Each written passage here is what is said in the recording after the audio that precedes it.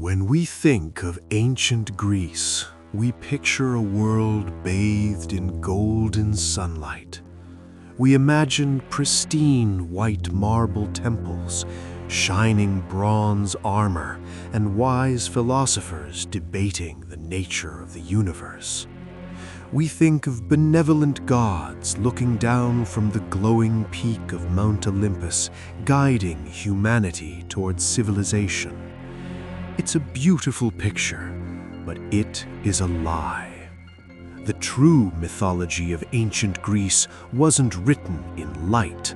It was written in blood, terror, and absolute cosmic horror. To the ancient Greeks, the gods were not your friends. They were deeply flawed, infinitely powerful, and terrifyingly petty tyrants. They were driven by jealousy, blind rage, and uncontrollable lust. And if you crossed them, even accidentally, you wouldn't just die. You would be subjected to fates worse than death. Punishments designed to break your mind long before they broke your body. Today, we are stripping away the sanitized Hollywood fairy tales. We are looking at 3 of the darkest, most terrifying myths from antiquity. Stories of betrayal, madness, and generational curses that will make you glad these gods are no longer worshipped. Turn off the lights, put on your headphones, and step into the dark. Chapter 1: The Maiden of Stone. If I say the name Medusa, you immediately picture a monster, a terrifying, cold-blooded creature with venomous snakes for hair, hiding in a dark, rotting cave, waiting to turn noble heroes into stone. She is the ultimate villain of the ancient world. But what if I told you that Medusa wasn't born a monster? What if I told you that she is in fact the most tragic victim in all of classical mythology? Before the snakes, before the petrifying gaze, Medusa was human, and she was unimaginably beautiful. In fact, she was a devoted priestess in the temple of Athena, the goddess of wisdom and war. Medusa took a sacred vow of absolute purity to serve her goddess. She lived a life of quiet devotion, cleaning the marble altars and burning incense. But her beauty caught the attention of someone you never want noticing you in ancient Greece: Poseidon, the god of the sea. And gods do not care about human vows. The myths, specifically the Roman poet Ovid's telling, reveal that Poseidon did not woo her. He cornered her. He tracked her inside Athena's own sacred temple. Imagine the sheer terror. Medusa prayed to her goddess for protection. She begged for Athena to intervene, to strike down the intruder. But the heavens remained silent. Poseidon took what he wanted by force, right on the cold stone altar of the goddess, desecrating the holy sanctuary. Now, you might logically think Athena would be furious with Poseidon, but in the twisted hierarchy of Olympus, gods do not punish other gods. They punish the weak. Athena directed her blinding divine rage at the mortal victim. She blamed Medusa. She declared that Medusa's beauty was a dangerous temptation, a weapon that had defiled her temple. And so she decided to take that beauty away. She cursed her. The transformation was agonizing. The goddess stripped away her beautiful hair, replacing it with a writhing, hissing nest of venomous vipers that bit at her own scalp. She twisted her soft skin into dry, hideous reptilian scales. But the absolute cruelest part of the punishment was in her eyes.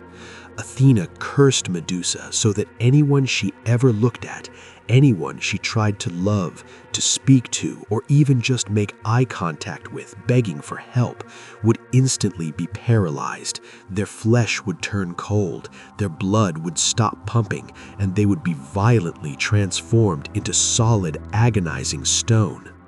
Think about the psychological horror of that existence. Medusa was exiled to a dark, damp cave at the edge of the known world. She spent years completely, utterly alone. Every time someone finally came to find her, it wasn't to rescue her. It was a glory-seeking hero trying to cut off her head. And every time she looked at them, they turned into lifeless statues right before her eyes. She was surrounded by a garden of stone corpses, a constant, horrifying reminder of her curse, a prison built from her own reflection. When the famous hero Perseus finally arrives, he doesn't face her in a glorious, epic battle. That's a myth we invented later to feel brave. Perseus sneaks into her cave like an assassin. He uses a mirrored shield so he doesn't have to look at her, and he approaches her while she is asleep, defenseless. He executes a sleeping woman. Was he really slaying a monster? Or was she executing a broken, traumatized outcast who had been betrayed by the very gods she worshipped? Even in death, she found no peace. Athena took Medusa's severed, frozen face and attached it to her own shield, using the victim as a weapon of war forever. In ancient Greece, the true monsters didn't hide in caves. They sat on thrones. Chapter 2: The Flesh of the Gods. If you think the Olympians were cruel, wait until you meet their parents. The ancient Greeks had a deep, visceral fear of consumption, of being eaten alive. Before Zeus ruled the sky, the universe was controlled by the Titans, led by Cronus. Cronus was a paranoid tyrant. He had violently overthrown his own father to take power, and because of this, a prophecy was spoken.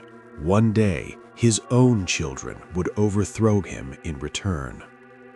Paranoia is a dangerous thing in a mortal, but in a god, paranoia is catastrophic. When his wife Rhea gave birth to their first child, Hestia, Cronus didn't lock the child away in a dungeon. He didn't banish her to the ends of the earth. He unhinged his jaw, and he swallowed the newborn baby whole, alive. Because they were immortal gods, the children didn't die in his stomach, they just sat there. Imagine the suffocating, acidic darkness of their father's gut. Fully conscious, immortal beings growing up in absolute sensory deprivation, crushed together in the dark. He did this 5 times, 5 infants swallowed into the dark. It is a level of body horror that rivals the most disturbing modern slasher films. Zeus only survived because his mother hid him and gave Cronus a massive rock wrapped in a blanket to swallow instead. But this morbid fascination with cannibalism wasn't just limited to the ancient Titans. The gods themselves were once subjected to it by a mere mortal, a man named King Tantalus. King Tantalus was incredibly privileged. He was one of the few mortals allowed to dine at the table of the gods on Mount Olympus. But Tantalus was incredibly arrogant. He believed the gods weren't truly all-knowing. He wanted to test them, to trick them, to prove he was smarter than the divine. So he invited the Olympians down to his palace for a grand, opulent feast. For the main course, Tantalus ordered his chefs to prepare a rich, savory meat stew. But the meat bubbling in the cauldron wasn't lamb, it wasn't beef or venison. Tantalus had murdered his own son, Pelops. He chopped his boy's body into pieces, boiled his flesh, and served his own child to the rulers of the universe. As the plates were set down, almost all of the gods immediately realized what was in front of them. The illusion failed. They recoiled in absolute, freezing horror and disgust, except for Demeter. Distracted and blinded by grief for her own missing daughter, Persephone, Demeter absent-mindedly took a bite. She ate a piece of the boy's shoulder. The silence that followed must have been deafening. The wrath of the Olympians was instantaneous and biblical. They quickly brought the boy back to life, replacing his consumed shoulder with a piece of perfectly carved solid ivory. But for Tantalus, death was too easy a punishment. They dragged him down into Tartarus, the deepest, darkest, most oppressive pit of the underworld, and they designed a punishment so perfectly cruel, so psychologically devastating, that it gave us the modern English word, tantalize. Tantalus was chained in a pool of crystal-clear, fresh water that reached right up to his chin. He was cursed with an agonizing, burning thirst, but every single time he bent his head down to drink, the water would violently drain away into the mud, leaving him parched, choking on dry dust. Right above his head hung thick branches, heavy with ripe, juicy, sweet fruit. He was cursed with a starvation so deep that it tore at his insides. But every time he reached his hand up to grab a pear or an apple, a sudden, violent gust of wind would blow the branches just an inch out of his reach.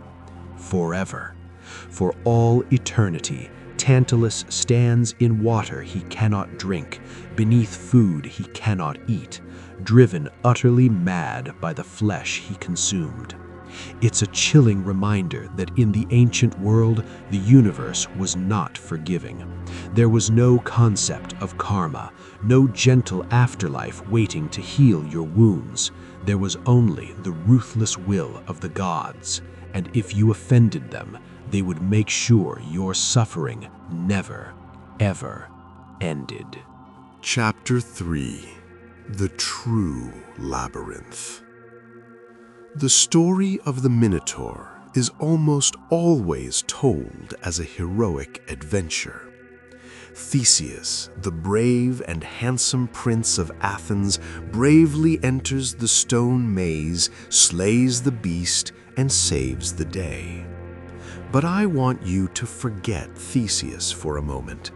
I want you to look at this myth from the perspective of the people it was actually about, the tributes.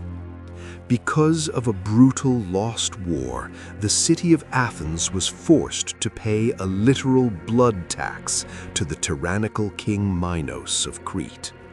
Every 9 years, they were forced to send 7 young boys and 7 young girls to the island. 14 teenagers ripped screaming from the arms of their parents, loaded onto a doomed ship with pitch-black sails. When they arrived on the island of Crete, there was no grand trial. There was no fighting arena where they could win their freedom.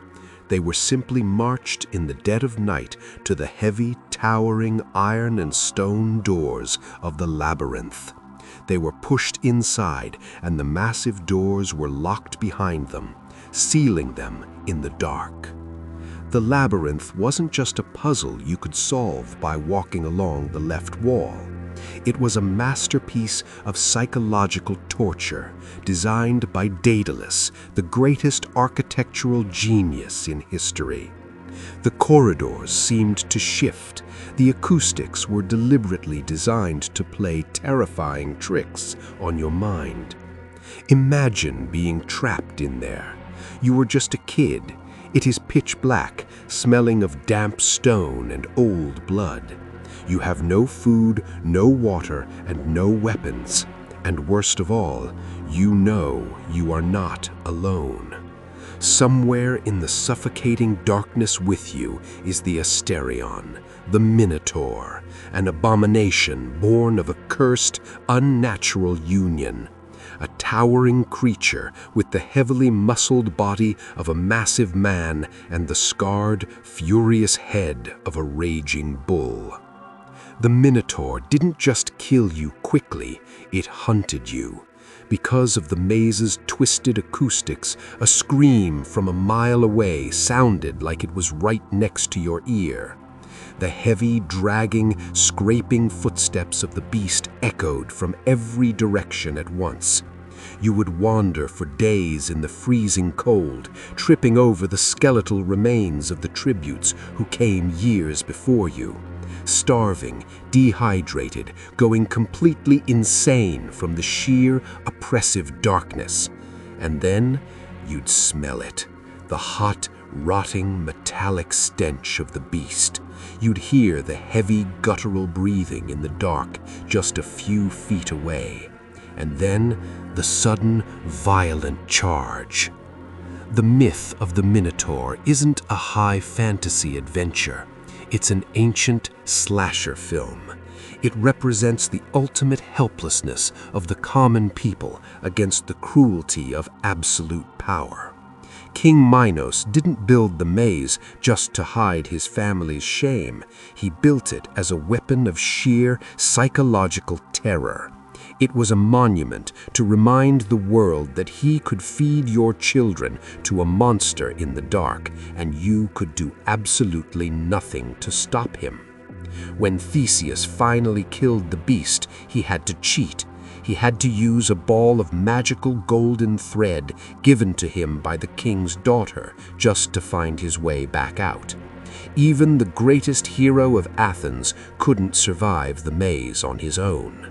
And when the monster was finally dead, the labyrinth remained, an empty, cursed monument to human cruelty and despair. Some say the ruins of the true labyrinth still exist deep beneath the island of Crete, miles of blocked-off, suffocating tunnels that go nowhere. Locals know The myths of ancient Greece were never meant to be comforting bedtime stories. They were warnings. Warnings about the chaotic, destructive forces of nature, the terrifying unpredictability of fate, and the boundless darkness that lives inside the human mind. We look up at the stars and we see the heroes, but we forget the monsters that had to be buried beneath the earth to put them there. If you enjoyed diving into the dark side of history with me today, make sure to hit that subscribe button. Leave a comment below telling me which mythological fate you find the most terrifying. Until next time, stay out of the dark.